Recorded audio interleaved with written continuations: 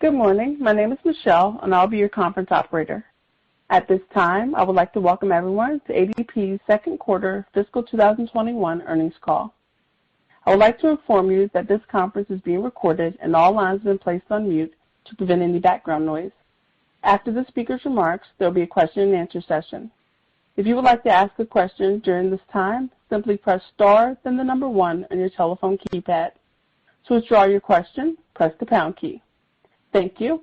I will now turn the conference over to Mr. Daniel Hussain, Vice President, Investor Relations. Please go ahead. Thank you, Michelle.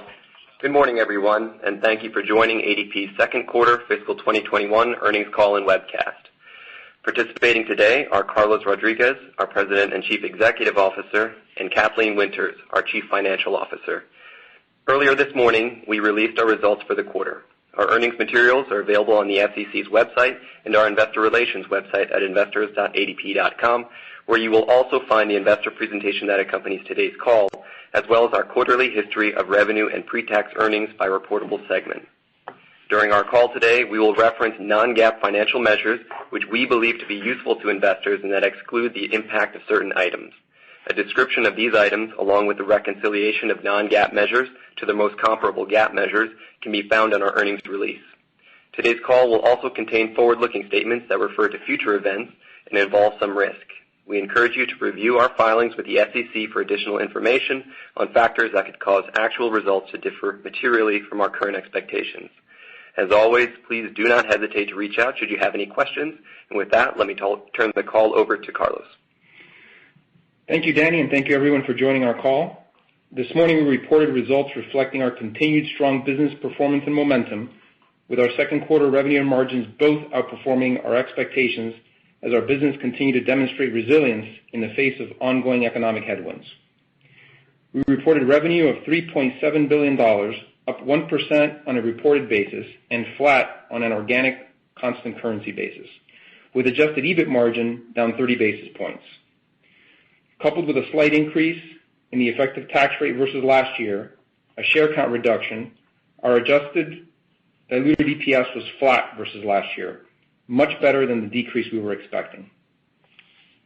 During the second quarter, we continued to see signs of improvement in the overall operating environment, with positive implications for pays per control, new business bookings, and retention. Our pays per control metric performed slightly better than expected as it improved sequentially to a decline of 6% versus the larger declines we experienced in Q1 and in the latter part of fiscal 2020. Underlying employment trends in Q2 were consistent with what we experienced in Q1, with larger enterprises somewhat slower to show improvement, but with small and mid-sized businesses demonstrating a healthy level of hiring. We performed well on Employer Services new business bookings. Even though bookings declined 7% this quarter, this was well ahead of our initial expectations earlier this year and in line with the revised expectations we communicated last quarter. And it's important to point out that our new business bookings for the first half nearly matched last year's half, despite the very difficult environment. As we had anticipated, more modest sales contributions from items we noted last quarter, such as new business formations and multinational deals, coupled with a resurgence in virus case levels, contributed to lower growth rate compared to Q1. But underlying trends have remained strong, including improving demand in our mid-market and HRO solutions, as well as continued acceleration in leading indicators and a solid sales pipeline more broadly.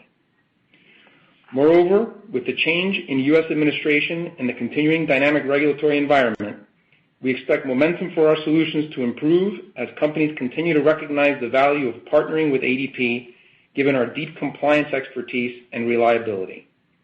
And as a final point, with what we believe to be the most challenging 6 months of the fiscal year behind us, we are now even more confident in our expectation for bookings performance to improve further.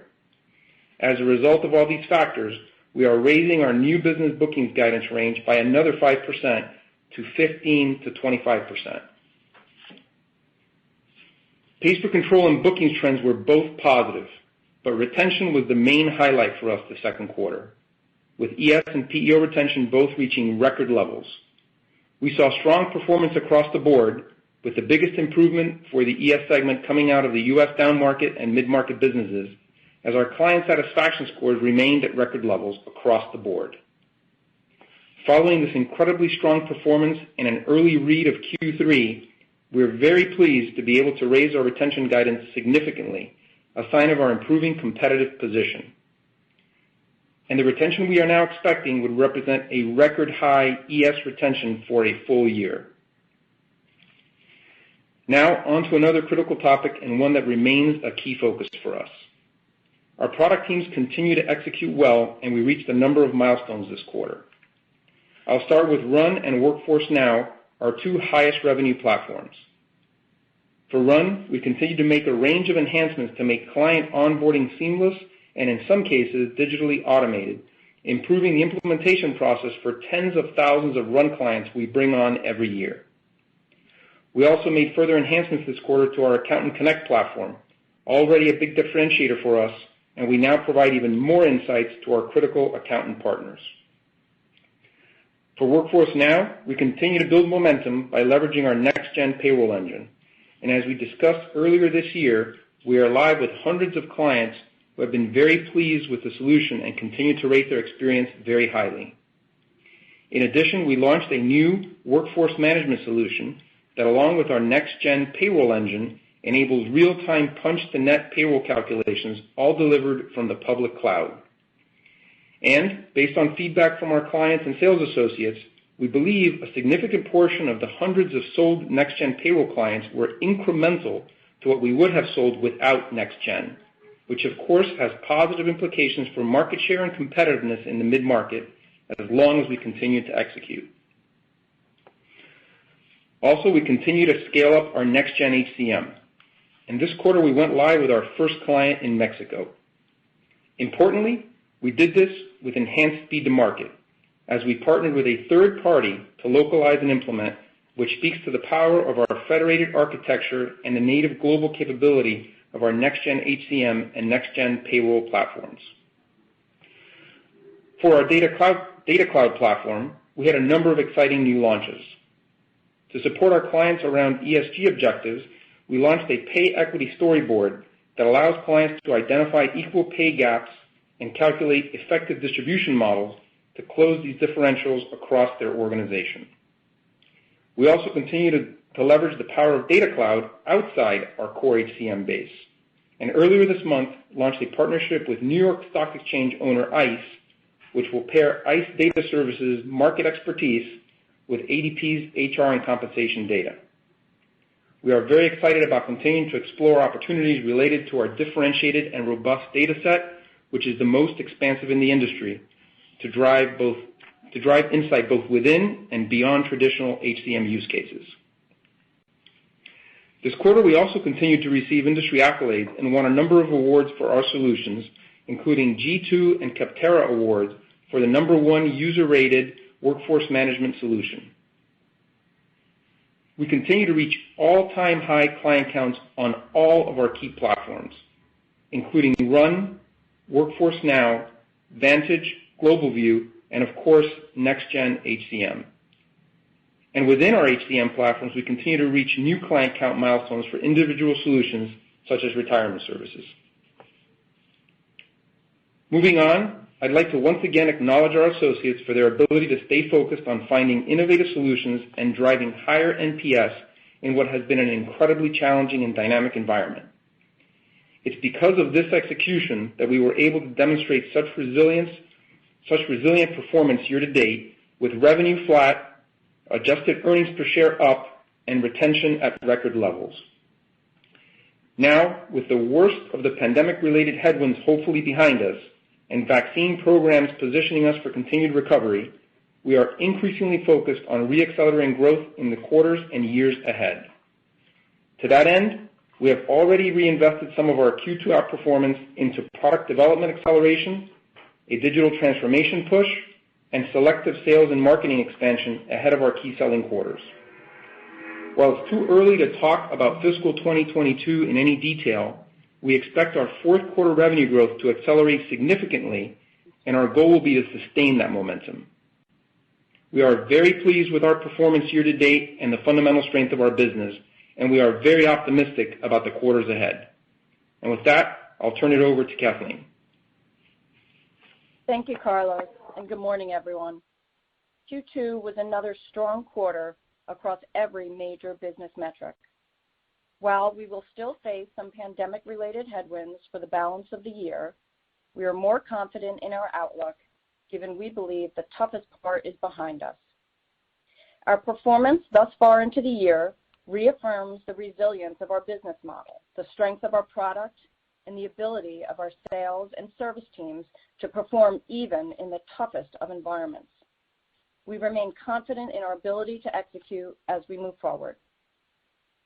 In the second quarter, our revenues grew 1% on a reported basis, flat on an organic constant currency basis, which is significantly better than our expectations coming into the year, and better than even the revised expectations we had as of last quarter. Once again, ES retention rates represented favorability, and did very strong performance from our PEO. We managed expenses prudently while making important incremental growth and productivity investments, and delivered margins that were better than our expectations. Our adjusted EBIT was down just 1%, despite pressure from a decline in client funds interest. Our adjusted effective tax rate increased 20 basis points compared to the second quarter of fiscal 2020. Our share count was lower year over year, driven by share repurchases. And as a result, our adjusted diluted earnings per share of $1.52 was flat versus last year's second quarter. Moving on to the segments. For ES, our revenues declined 1% on a reported basis and 2% on an organic constant currency basis, representing continued sequential improvement driven by record level retention and the more modest 6% decline in pays per control versus 9% last quarter. Client funds interest declined 23%, as average yield declined 50 basis points versus last year. Our balance growth, however, improved significantly to be flat this quarter, supported by better retention, better pays per control, and the lapping of our Netherlands money movement operation closure in October of 2019. Employer services margin was flat for the quarter, significantly ahead of our expectations, supported by stronger revenue and prudent cost control. Our PEO also had another very strong quarter. Total PEO revenues increased 5% to $1.2 billion, with average worksite employees improving sequentially to 571,000, down 2% year over year. The strong results were also driven by better retention, which was at record levels, as well as slight sequential improvement in pays per control, though it remains down mid-single digits versus last year. Revenues, excluding zero margin benefits pass-throughs, improved to up 2%, well ahead of our expectations. This outperformance was driven partly by better WSE performance, but also due to favorability in wages paid per WSE during the quarter. PEO margin increased 100 basis points in the quarter, driven by better revenue as well as continued expense discipline. Given our overperformance in the first half of the year, we have taken the opportunity to ramp up certain investments to supplement growth and productivity coming out of the pandemic. Relative to our expectations heading into the year, we are investing to accelerate certain R&D initiatives. We are also increasing investment in digital transformation as we continue to apply technology to enhance self-service and take work out of the system. Additionally, we are investing further in sales headcount and in certain marketing programs ahead of our key selling season in the back half of the year. Let me turn now to our updated guidance for fiscal 2021. As we've said, with 2 quarters now behind us, we feel more optimistic about the full year.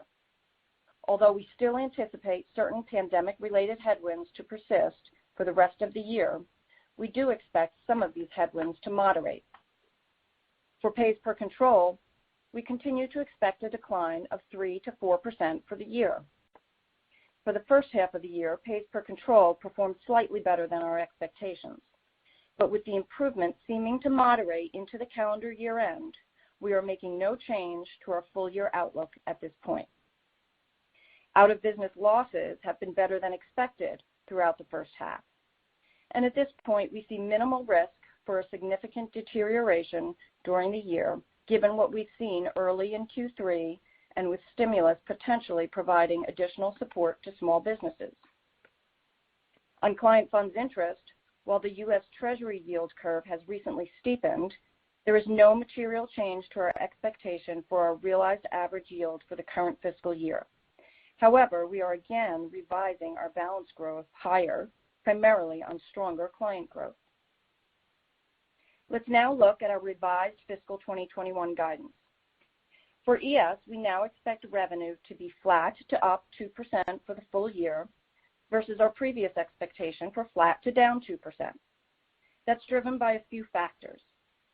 Having had strong bookings performance 6 months into the year and seeing continued improvement in leading indicators, we now expect our new business bookings to be up 15 to 25% compared to our prior forecast of up 10 to 20%. This additional 5% raise reflects the incremental investments we've made in sales and marketing, as well as an overall increased confidence for the next 2 quarters, particularly as our clients and prospects continue to deal with changes in legislation governing the workplace, making the payroll and HCM solutions we offer and the compliance expertise we provide even more compelling. We now expect our ES retention to be up about 100 basis points versus flat to down 50 basis points. This improvement is driven by both the strong Q2 performance as well as reduced concern about Q3 losses, as early signs indicate continued strong performance. This full-year outlook would represent a new record ES retention level, and we are very focused on achieving that goal. And for our client funds interest, which primarily impacts the results of our ES segment, we are again raising our outlook on a higher average balances expectation following the strong Q2 retention performance, as well as continued recovery in wages paid. There is no change to our expectation of an average yield of 1.6%. We now expect our margin in the employer services segment to decline 50 to 100 basis points for the year, representing a 50 basis point improvement versus our prior forecast. For our PEO, we now expect revenue up 3 to 5% versus our prior forecast of flat to up 3%. And we expect average worksite employees flat to up 2% versus our prior forecast of down 1% to up 1%. We continue to expect our average worksite employee metric to be negative in Q3 and then turn positive in Q4. Our revenues, excluding zero margin pass-throughs, are now expected to be up 3% to 5% compared to our prior forecast of down 1% to up 1%. This significant increase is due to factors consistent with what we described for the second quarter: higher WSE count, but also higher wages and therefore more revenue on a per WSE basis.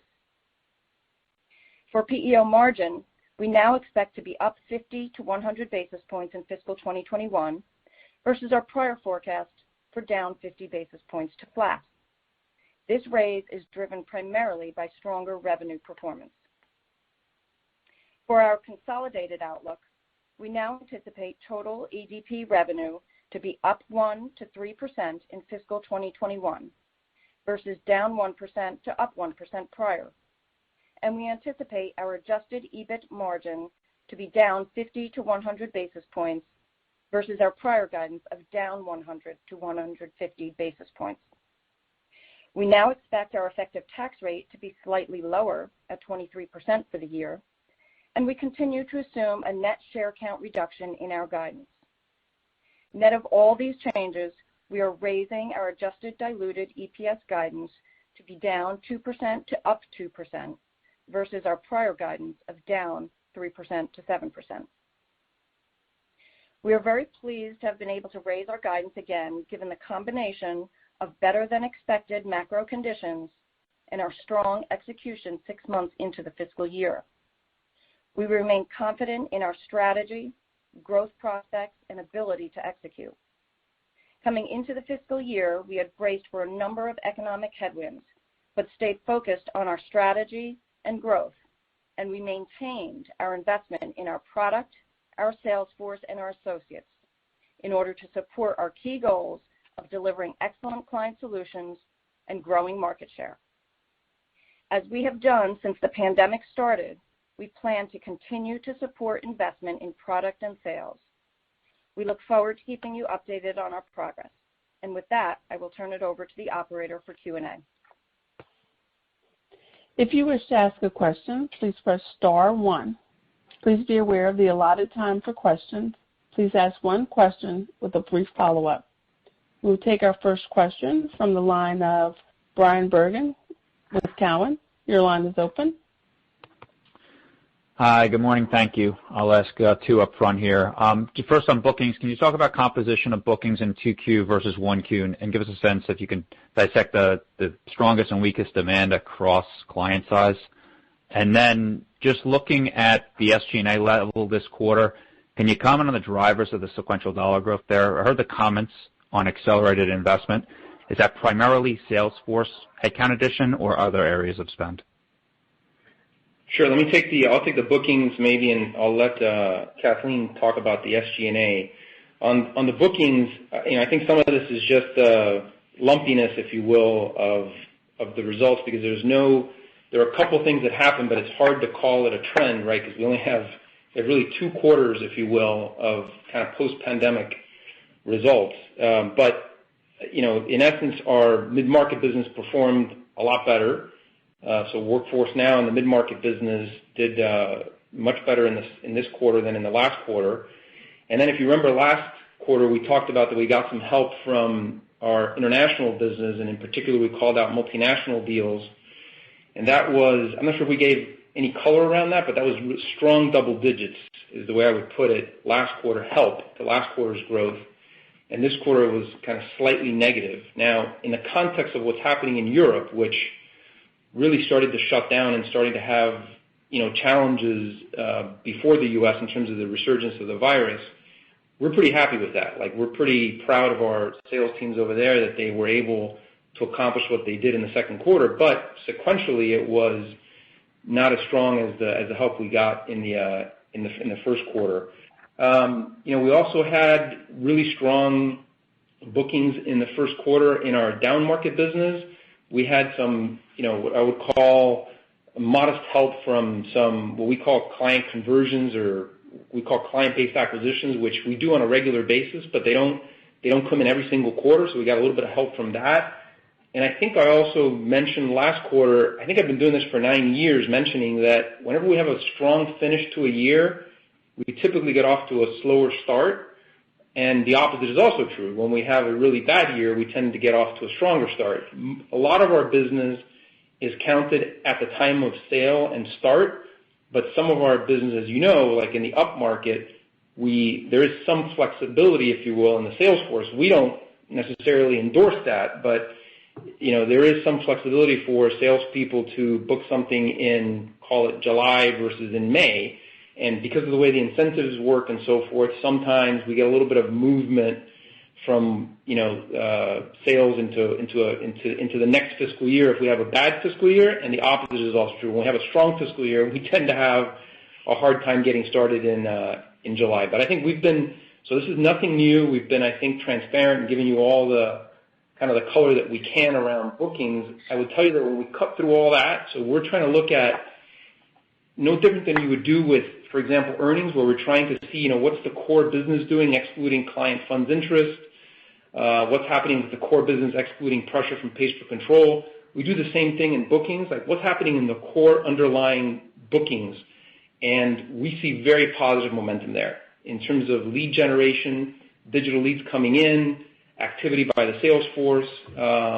So we're optimistic that the momentum will continue into the third and fourth quarter. Of course, the caveat being, the virus has to cooperate in terms of, and the vaccine rollout has to continue to stay on track. But I think overall, if you cut through all it's not fair to call them one-time items, But if you cut through all the noise, our momentum in the second quarter in terms of bookings was stronger than it was in the first quarter, even though it might not be what the reported number shows.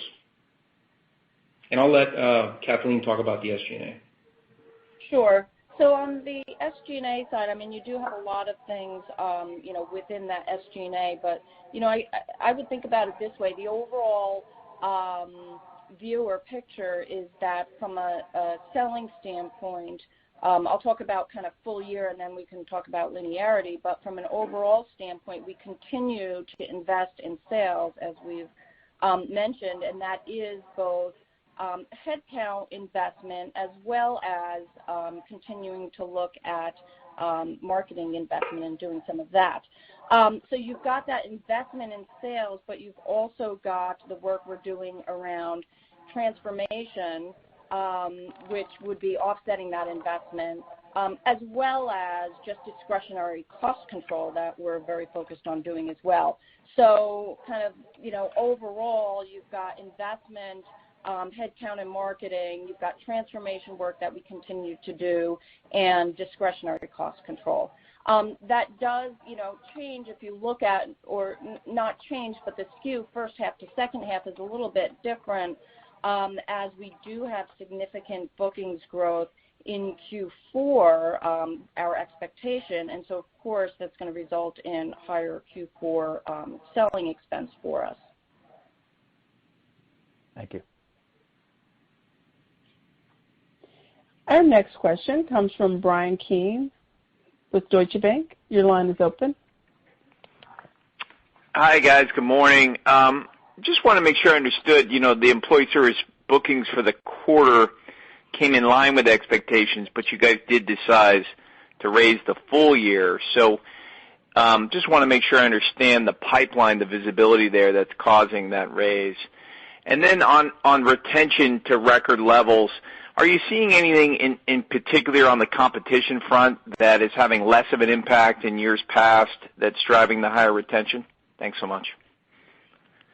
Sure. On the pipeline question, we do have some visibility, but some of this is really about extrapolating momentum, because in the down market, it's really more about headcount and productivity than it is about pipeline, whereas in the MNC and the up market, I'm not telling you anything you wouldn't be able to figure out yourself. So we have a fair amount of visibility in some part of our business, but in other parts of our business, based on our experience about productivity metrics and headcount and so forth, we have confidence, obviously, in the guidance that we're giving and the raise. Otherwise, we wouldn't be giving it. But a couple things that have changed since last quarter.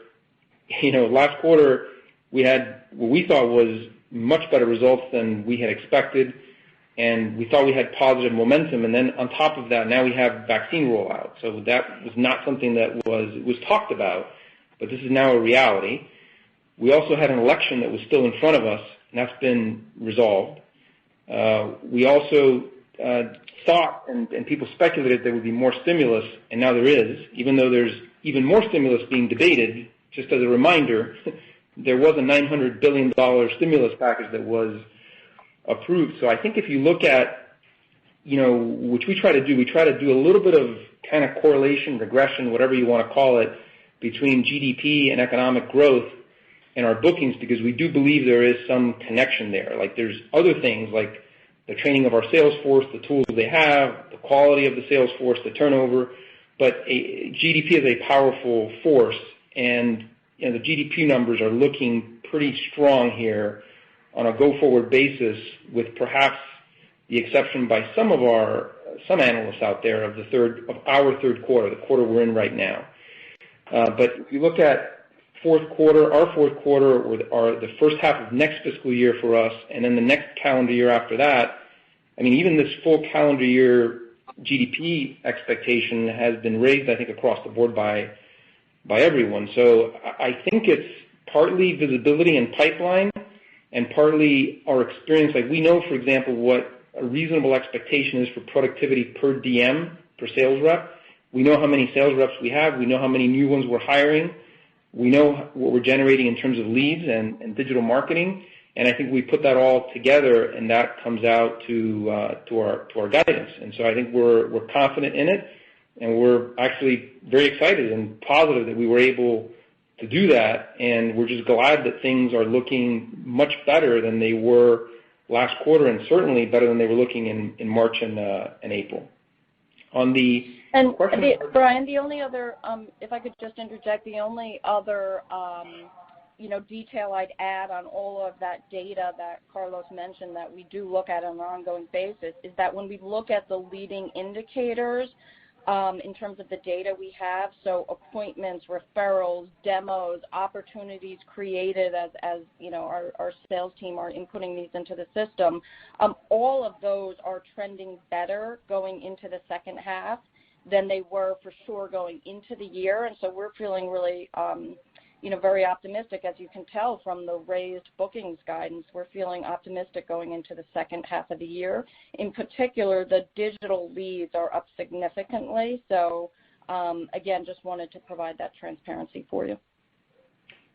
And then on the retention side, I would say there's probably two data points that I would look at.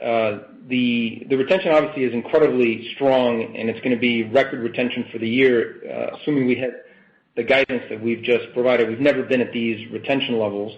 And I think there's a number of factors. I mean, I think our product set is much stronger, and it's not just the products themselves, but it's our commitment to moving our clients onto our newer platforms. So we have a lot more clients on newer platforms today than we had a year ago, 2 years ago, whether a quarter ago or a year ago. It's just a continuing progression that we've talked about now for many, many years, but we've made a lot of progress. And we know that the retention on our new platforms is higher than on some of our older platforms. So that's helping. There's probably some tailwind that's pandemic related. We just can't put our finger on it, that clients are maybe not moving as much. But if you look at each business unit, like for example in our down market, the retention in our down market as a result of better product and better execution has been going up for probably 6 or 7 years, and is up almost 500 basis points pre-pandemic. And now it's gone up even more. So the fact that we've had this positive momentum in the down market, and it's a similar story in workforce now, it's not 500 basis points, but in the mid-market we've also had 3 years of improving retention pre-pandemic. So I think those are signs that there's something happening in terms of our execution and our product, right? So execution is part of it as well. We have to deliver, I think, on the commitments we make to our clients to resolve issues for them and answer questions and so forth. So a combination of better service, excellent service, and really better products and migrating clients, I think is helping. And then secondly, the other data point that I would point to, which is really on the booking side, but combination of bookings and retention, that our balance of trade is improving with several of our major competitors for the first time in a while. And I think it's again related to this effort that we've made to improve product, continue to deliver great service, stay focused on execution. And I think it's showing up now in some of these balance of trade numbers where we're showing some improvement. So the reason I bring that up is because balance of trade would be a combination of what we're bringing in terms of from some of our competitors, but also what we're losing to those same competitors. That's why we call it balance of trade. So there's a number of metrics that would tell me that our competitive position is getting better, and then resulting obviously in higher retention and hopefully also growing bookings here in the future. Helpful. Thanks for taking the questions. Our next question comes from Jeff Silber of BMO. Your line is open. Thanks so much for taking my question. Two-part question. First is on pricing. I believe it was last quarter, maybe the quarter before, you talked a little bit about some of your competitors offering some pricing concessions to clients. I'm just wondering if that's been continuing. And as a follow-up, I'm just wondering if you're seeing any diverging trends by geography, especially in certain areas where we're seeing higher COVID cases. Thanks. So let me take the second one first. On divergence, yes, we would see what you would expect to see, because I think we're big enough that we can't really escape, again, the gravitational pull of overall GDP, but also of specific geographic challenges. So in Southern California, for example, we did see some challenges in terms of our bookings in the down market and into the mid-market there. It's still impressive that we were able to sell as much as we did. As a footnote, we sold a lot. To say that we're flat, almost flat, for us is, at least we're impressed with ourselves, that our bookings are flat for the first half of the year versus last year. But there clearly are pockets of challenge. Southern California would be a challenge. The Midwest was, and the central part of the country was incredibly challenged for several months. But, we've had other places that things were better as a result of maybe more economic activity or continuing opening regardless of the controversy around that. And then, again, Europe would be a place where I would call out where I think we started to encounter some real headwinds. Because geography for us is not just about the U.S., it's also global. So the answer is yes, and that you should assume that we would be impacted by whatever you're seeing in the news. And so when you have, hard lockdowns in very large metropolitan markets, that would affect us. But fortunately, we're very diversified geographically and across segments. So remember, we operate all the way from small to upmarket to international. And so we obviously we try to find a way to keep all of these things in balance and have some things helping us when other things may be working against us. So we did see some of that volatility as you described. On the price side, so one of the things we did talk about last quarter, we did talk about competitors and what we heard anecdotally about competitor pricing action. But we also said last quarter that we didn't get any help from price last quarter. We did get a little bit of help. It was not significant, but call it around, I think it was around 30 basis points of help, which is about normally what we would be getting in terms of revenue growth, help from price. And so I think what that tells you, what we're trying to signal to you there is to tell you that it was appropriate for us to pause for, call it 4 to 5 months, our normal price increases. By the way, our normal price increases would have been, July 1st would have been one of the main times where we do price increases. And remember, our price increases are much more modest than they were 5-10 years ago. But at our scale, it does matter. But we delayed those price increases because it was not appropriate to do that given the circumstances that we were under. But you fast forward to September, October, we felt that given the additional services that we were providing, so we're providing a number of incremental services at no additional cost to our clients that I believe our competitors are not providing. And so we thought that going back to our normal modest price increases was a reasonable thing to do, and we did that. And you can see the impact on retention, which has been none. And so that would be, I think, a good sign for us. All right. That's great to hear. Thanks so much for the call. Our next question comes from Pete Christensen of Citi. Your line is open. Good morning. Thanks for the question. Nice trends here. Carlos, given the lifted view on ES bookings and retention, how would you characterize some of the trends you're seeing in the attach rate for additional add-on modules, those sorts of things, and how should we think about the runway for the next 2 or 3 quarters on how you see that evolving, particularly with some of your new R&D developments, new products, and all that?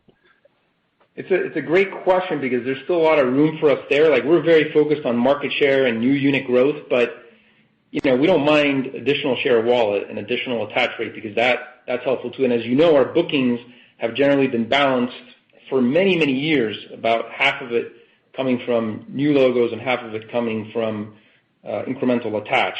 So we love that business. I happen to be looking at those figures last night, and it obviously varies by business unit. But as an example, in the mid-market, we're kind of in the 60 to 70% range in terms of attach rate for things like workforce management, which we used to call time and labor management, and benefits administration. And we have things like data cloud and other items that we can attach as well. But I think the best color to put on that is that there's still a lot of room. I mentioned how we are doing well not just in our new strategic platforms, but we're also doing well on some of our products that we don't always talk about a lot on these calls, like retirement services, insurance services, where those attach rates are, very low in comparison to what I think is the potential for our client base. Because when you have a tightly integrated solution, it really is a much better experience for our clients. So it's good for us, but it's also good for our clients, which is always an important thing. So I guess the color I would put there is we've got really good attach rates on some of the core HCM modules like workforce management, Ben Admin, so HR, payroll, Ben Admin, workforce management, those are kind of the core. Talent management is a place where we've been seeing growing attach rates, and there's a lot of room still there for people to adopt those solutions. So we're very optimistic. I mean, this is a key strategy for, I think, my predecessor before that, which has been great for us, that we have a very broad industry. Part of our reason for concentrating on HCM and focusing the company away from some of the other businesses we have, like the brokerage business and dealer services and so forth, is this is a growing, robust space globally, and there's plenty of room to grow. We definitely want to still focus on and not take our eye off of market share and logo growth, but there's an enormous opportunity for us in terms of incremental attach rate. Great. Thank you. Our next question comes from Samad Samana with Jefferies. Your line is open. Hi, good morning. Thanks for taking my questions. Maybe stepping back for a big picture question, a little bit in the time machine. But if I think back to the Analyst Day in 2018 and some of the company's key initiatives around the service alignment and taking costs out of the business and getting to, call it, mid-20s EBIT margin, I guess, aside from the world being very different with what happened with COVID, but I'm curious, Carlos, if you could just think, as far as those initiatives went and getting the margin structure of the business toward that, would you say that we're X what happened with rates and with COVID, would we be in that shape today? And I guess maybe thinking forward, how should we think about the structural margins of this business post-recovery, and can it be at those long-term levels that we talked about before? And then I have one follow-up. Yeah, so let me give you a little bit of color on that because, again, coincidentally, I was doing my homework last night, so I did go back. That's something that I actually have fresh on my mind. So, and Danny will correct me if I'm wrong here, but I think our margin in 2018, which you would have seen in that Analyst Day, was 20.7, and we're now, I think, forecasting for fiscal year 21. I'm not sure that we're forecasting it, but I think you can extrapolate based on our guidance. I'll just throw out a number. So call it 22.3, 22.5, somewhere in that range for fiscal year 21. That's with a significant drag from client funds interest, as you mentioned, and some drag from COVID as a result of slower than we would have thought or would have expected revenue growth. So I would say that on the margin side, we would be well ahead of what we talked about at Analyst Day, excluding these items. On a revenue side, clearly we're not anywhere near that, and it's why we had to withdraw that 3-year guidance that we had provided. Because obviously the COVID headwinds with what happened with pays per control and just the economy in general made it very difficult. But again, it feels like this is a transitory event, as we've talked about now for 2 or 3 quarters. Painful, devastating for many people, for our country, for the economy, and for the world. But it is transitory and not an existential threat.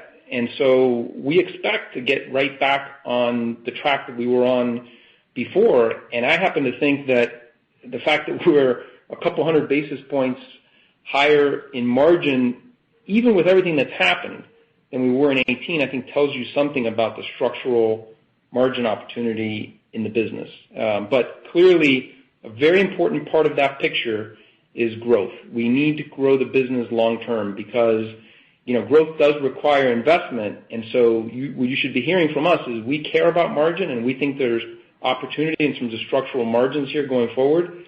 but the most important thing we can do to drive long-term shareholder value here is to also grow the top line, and we're focused on that. Just to clarify, Samad, our formal margin expectation is 22.0 to 22.5%. Great, thanks. I appreciate it. And that's why I asked. It sounds, to us, it sounds like the business is healthier, adjusting for non-controllable factors. And maybe just as a follow-up on that, on the bookings in this quarter, and just as you think about bookings for maybe the next couple of quarters, when you think about the performance, is there a way to think about it in terms of driven by field reps versus digital inbound through marketing? Are there channels, so not by customer size, but are there channels that are doing better or worse in terms of bringing more customers into the top of the funnel and driving new bookings? Yeah, I think I'll say maybe I'll just interject on before Carlos responds to that one. I want to interject and just follow up a little bit on the margin story, because Carlos gave a really good kind of recap and summary over the last couple of years, right? When you think about, we're in the, 20% margin, 20.7 to pre-COVID 23%, with the various big initiatives that we've pursued, and you've heard us talk about that over time. But I want to add that, one of those really important initiatives that we are now working very hard is digital transformation, which has been helping us, right? As we look at our transformation initiatives, we've talked about digital and procurement really driving a lot of the benefits, kind of today, if you will. A lot of that procurement does get harder as you go, but from a digital transformation perspective, that's an initiative that, we believe is going to be with us for some period of time, because these projects are not fast projects to execute. They do take time to execute, and so we're optimistic that we've got a pipeline of projects and that they will continue to yield benefits for us. Yeah, and I think that, I'll pile on to that your comment, I think earlier, after you asked the question and you summarized my comments, the business is definitely performing much better than it looks, because we have, this client funds interest headwind is not just a headwind on margin, it's a headwind on revenue growth as well. It's almost a full percentage point. And as an example, on the margin impact, our margin, I think in ES would have been up, and on ADP overall, our margin would have been up 40 basis points instead of down 30 basis points for the quarter. So clearly, on the margin side, the picture is clouded, and that picture will, interest rates go up and down, as you know, and everyone's always convinced that rates are going to stay low forever, or they're going to stay high forever, depending on where they are. But, we believe that at a minimum, that headwind will abate unless interest rates continue to go down and then turn negative for the next 10 years, which is very unlikely, as we all know, and at least in the U.S. that's unlikely. On your question about bookings, one thing that's important to note is we do have record leads through digital marketing coming in. So we have increased our investment in digital marketing, but we're very careful to do that to make sure that we're getting the proper ROI. But that is something that is certainly helping our sales force. But the message for our sales force is that we want them to meet the clients and the prospects where they want to be met. And they have all the tools, all modern tools that any sales force uses. The reality is, I've said this before, people steal our sales force. And so we have to understand, we have the best sales force in the industry. There's no question about it. And they have all the tools they need to compete effectively. And they had obviously moved to being mostly a virtual sales force over the last 6 months. And we made sure they had the tools to be able to do that. And that's where clients wanted to be met.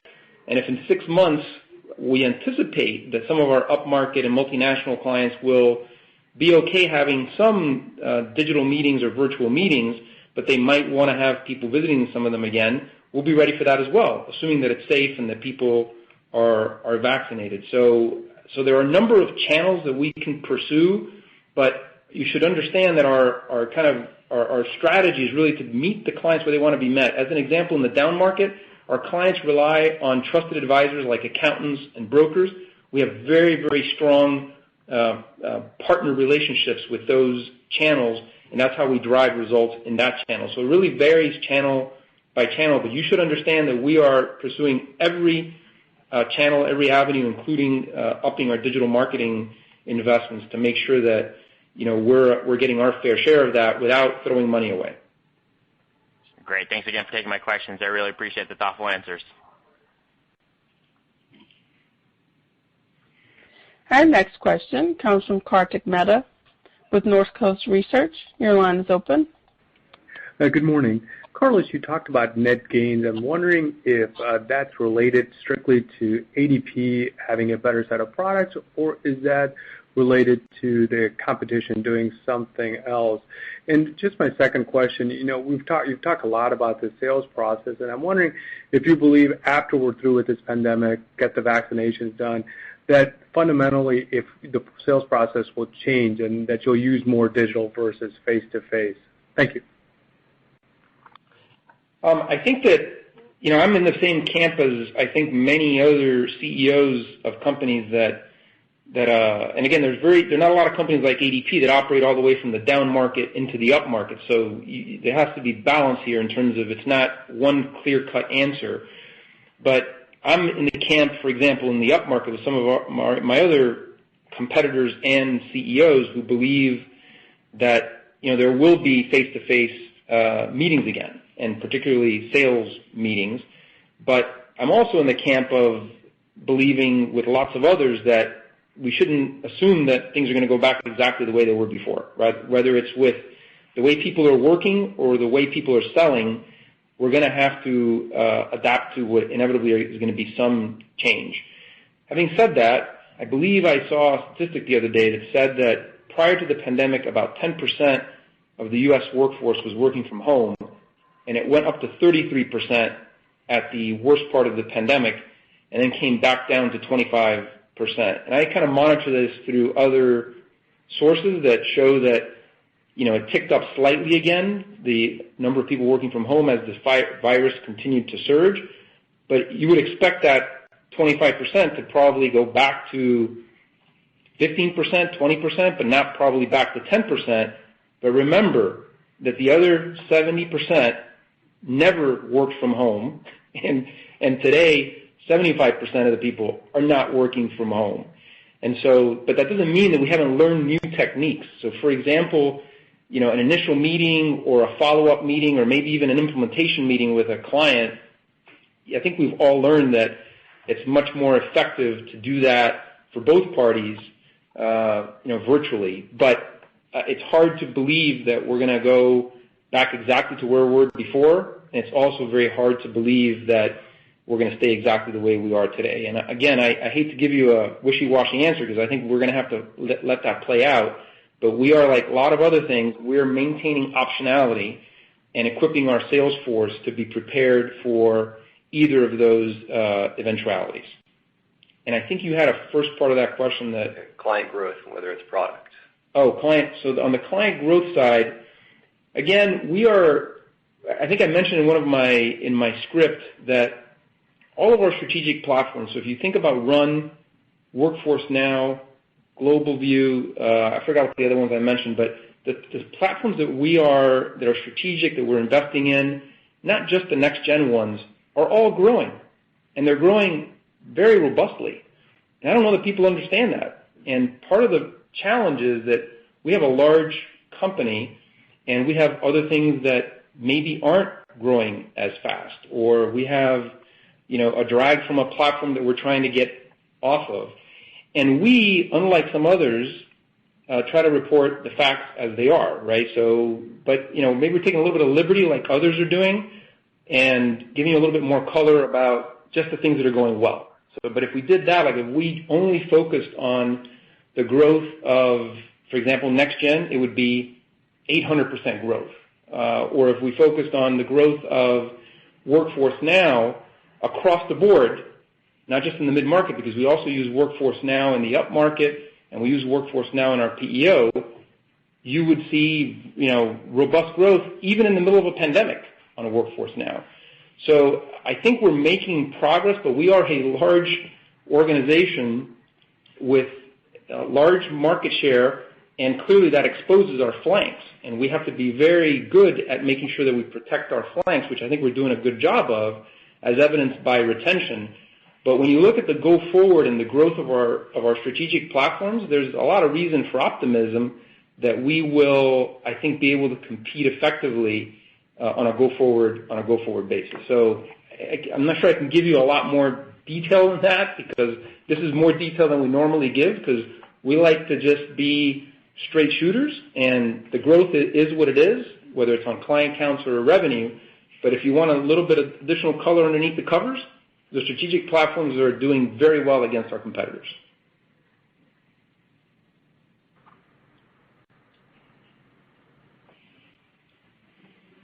Our next question comes from Mark Marcon with Baird. Your line is open.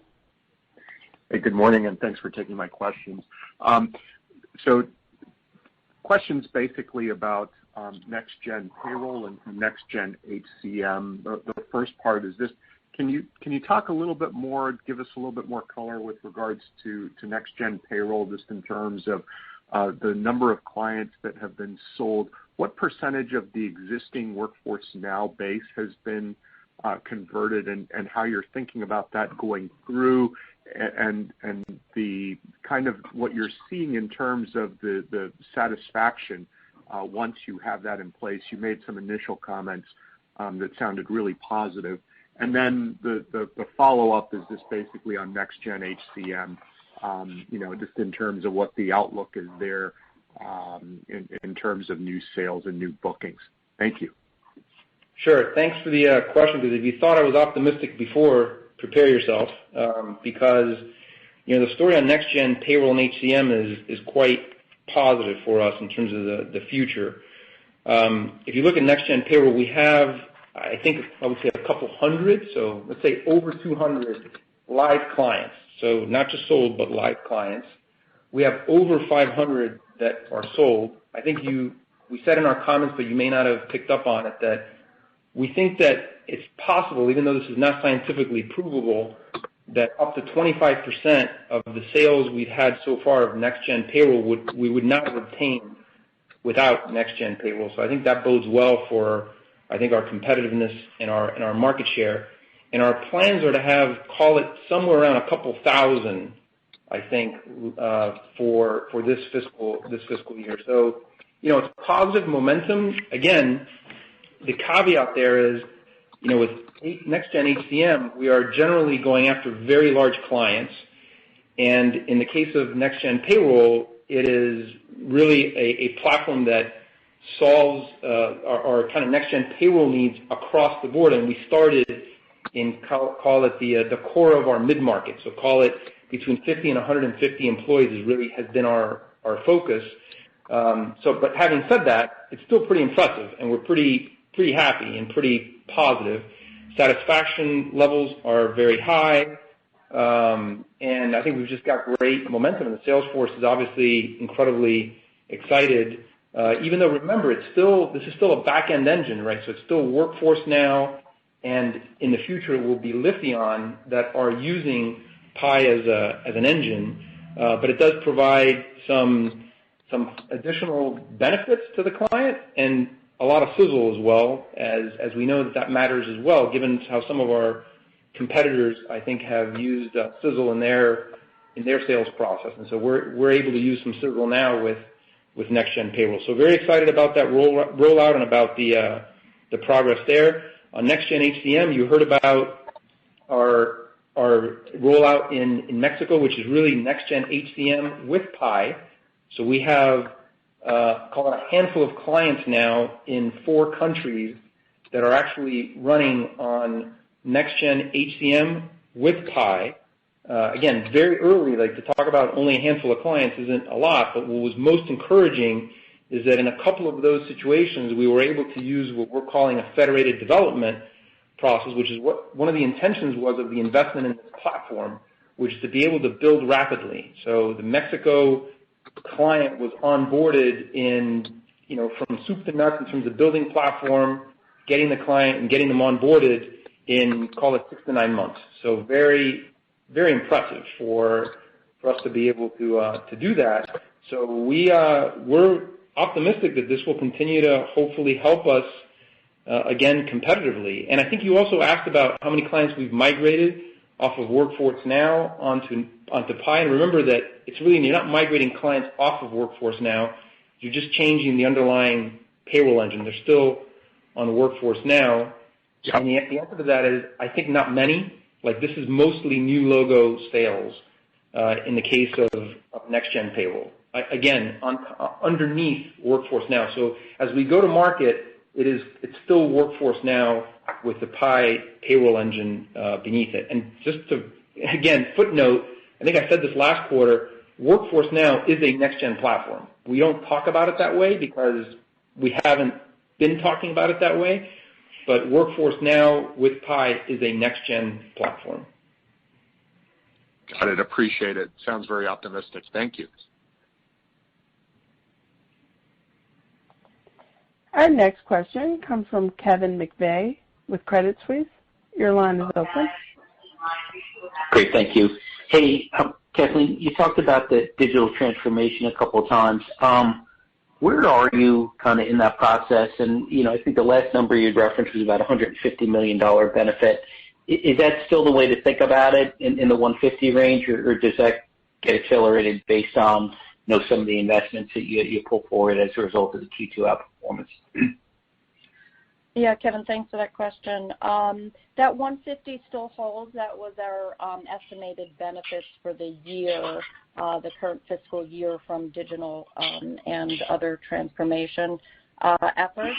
Where are we in that journey? I'd say we're in the early days, early innings here. I mean, as I mentioned, these projects are not fast to implement projects. These are not 2, 3, 4 month projects that you roll out. These are, how do we procure or build the right tools to take work out of the system? How do we, while some of it can be a little faster, like continuing to build out our chatbot functionality and how many inquiries the chatbot is handling, some of those could go faster, but some of them could be, longer projects like, supporting our implementation teams with tools that we're building. My view is we're in the early innings here. We've had some good success thus far. We continue to stay very focused on building pipeline of projects, and it's every single part of the company that we expect and that we go to say, what are you doing to digitally transform what you do? How do you take work out of the system? And it's front office and it's back office. So, we've got a lot more work to do there, and I think that's a really good thing. And just one quick follow-up, maybe for you, Carlos, as it relates to that. How does that impact the addressable market? Because I'd imagine it probably expands it in terms of average client size, things like that. Is there any way to frame what the transformation is going to mean in terms of addressable market longer term? Yeah, listen, it's a good question in terms of, it's something that we think about a lot, right? Is I think one of the things we want to try to get is, we talked about share of wallet, new logos, but if we can expand our addressable market, that is very helpful. And it's really, it varies business by business, but as an example, we are, I think, in the early stages, I would say, still not ready. I think I'm not supposed to say anything about it, but we think that in the down market, there is part of the addressable market that we could do better with if we had a more kind of end-to-end digital product, if you will, in terms of, so this would be a complement to Run that would compete in a segment of the market that we don't compete in today. Likewise, if you go all the way to the up market and international, the acquisition of Celergo was intended to kind of bolster, I think, a market that is growing and that I think is expanded by our acquisition of Celergo. And in the next-gen platforms, if you will, are for sure intended to expand the addressable market. So, for example, the next-gen payroll engine, again, with Workforce Now, would probably be, have more appeal to an in-house user, even though people don't think there's a lot of those left. There are still people who use kind of in-house software, if you will. And I think that this next-gen payroll platform combined with Workforce Now provides more control, which is something that for the last 20 years when we survey the market, if you will, to assess what's addressable, there was always this kind of outsourcing versus in-house. And I think what's happened is that, cloud technology has blurred that line, but there's still a line there. And the ability to have the payroll platform perform some of the things that people want from a control standpoint when they're in-house, I think expands that addressable market.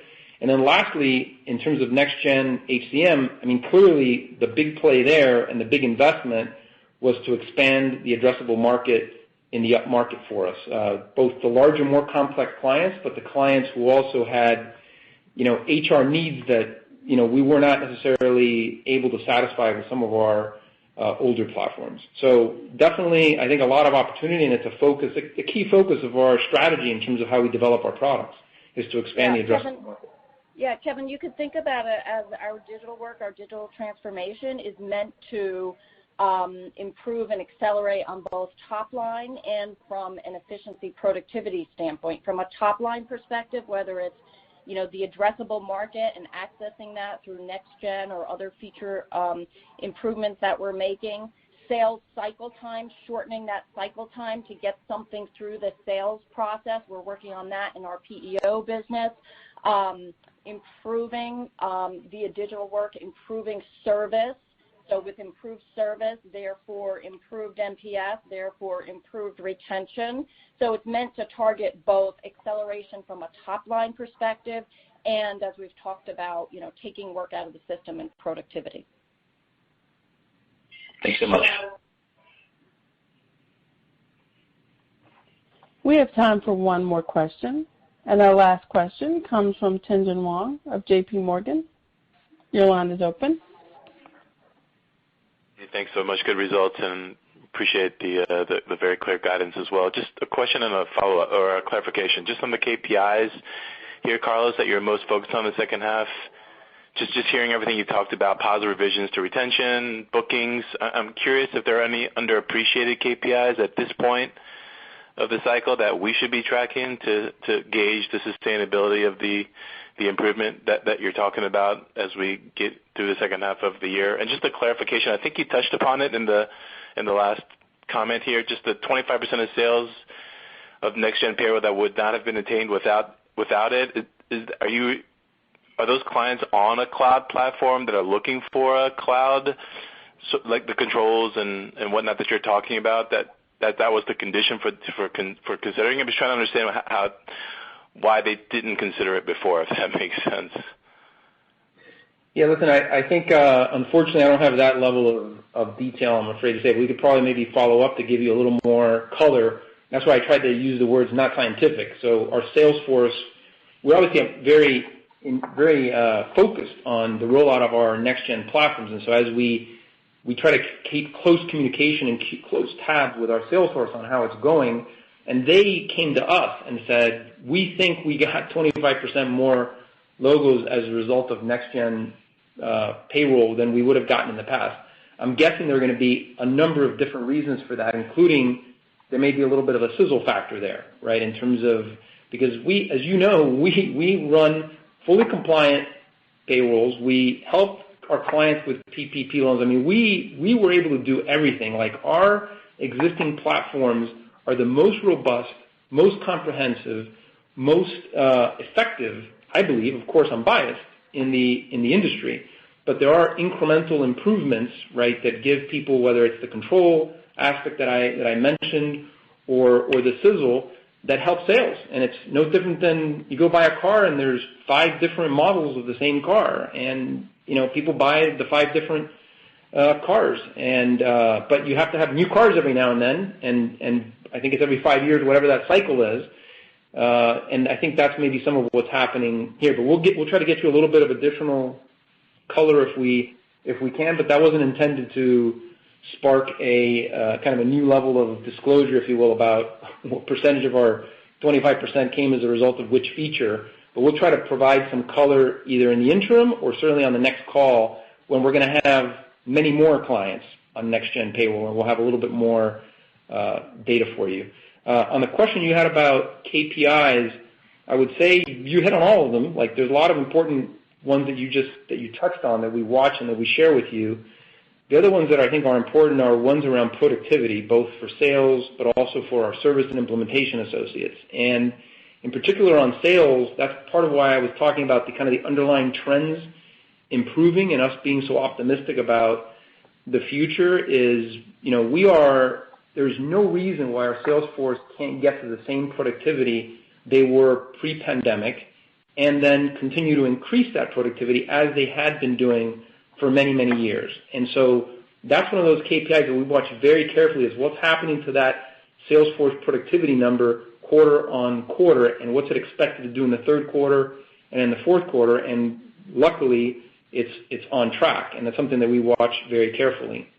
Likewise, the productivity per service rep and productivity of implementation. So as an example, how many new clients can an implementation rep onboard? And these were all impacted by the digital transformation that Kathleen was talking about, because our goal is to make it easier and better for our clients and as a byproduct, hopefully reduce our operating expenses. Not reduce our operating expenses and then figure out what happens after that, because the most important driver of long-term value here is client retention. And I can tell you that if we maintain these client retentions, you guys should go do the math on how much faster our revenue will grow on a normal steady-state basis with the same bookings. It's pretty powerful, right? And obviously that's incremental revenue growth that doesn't have incremental sales expense or implementation expense. So the most important thing for us to do is to make good on our commitment to our client. But having said that, those productivity metrics are important too in determining our ability to drive margin into the future, because those are two big buckets of expense, our service and implementation costs. And again, that's another item where the KPI there would really be around not just NPS and retention, but around productivity. And the good news there is that we've been showing really good productivity improvements while we've also been driving very good retention, which speaks to the success of our digital transformation efforts. Very clear. Thanks so much. This concludes our question and answer portion for today. I am pleased to hand the program over to Carlos Rodriguez for closing remarks. Well, I think I mentioned already that it's hard to imagine, where we were just a quarter ago, because I think on the same call a quarter ago, there was no vaccine, there was no stimulus approved, and there was no new administration in Washington. We were still waiting for or looking forward to an election. So, besides all of the great things that our associates are doing in terms of execution, our sales force, and all of our associates in terms of helping our clients through this and helping each other, I just thank God for where we are today versus where we were last quarter, because we know now, I think some of us knew that we would be okay eventually, but now, we know for sure that we're going to be okay in terms of our friends, our families, but also our economy, and I think our companies and the things that we also value on the professional side. So, very excited about the prospects of getting through the next month or two, which I know are going to be challenging for all of us, but also looking forward to much better times ahead, to plenty of pent-up demand, to growth and productivity, to strong GDP, and all the great things that are going to happen once we finally defeat the virus and move on. So I would just close by saying thank you to the scientists, the pharmaceutical companies, and everyone else who got us to where we are today and that continue to move us forward as a country and as a globe. And I appreciate you all joining the call and listening to us today. Thank you. Ladies and gentlemen, this does conclude the program. You may now disconnect. Everyone, have a great day.